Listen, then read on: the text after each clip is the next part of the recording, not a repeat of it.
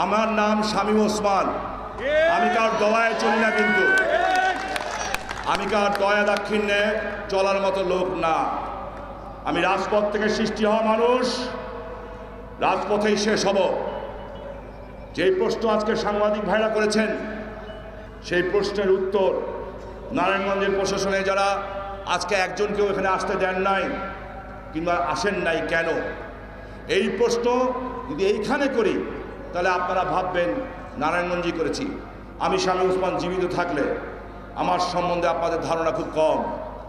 এই পার্লামেন্টের অধিবেশনে এই প্রশ্ন জনগণের প্রতিনিধি হিসাবে আমি শামীম ওসমান জাতীয় সংসদে মাননীয় প্রধানমন্ত্রীর কাছে জিজ্ঞেস করব, যারা জনগণের সেবক হিসাবে জনগণের চাকরি করে এই নারায়ণগঞ্জে এসছেন, আজকে তারা এখানে অনুপস্থিত কেন, আমি জিজ্ঞাসা করব।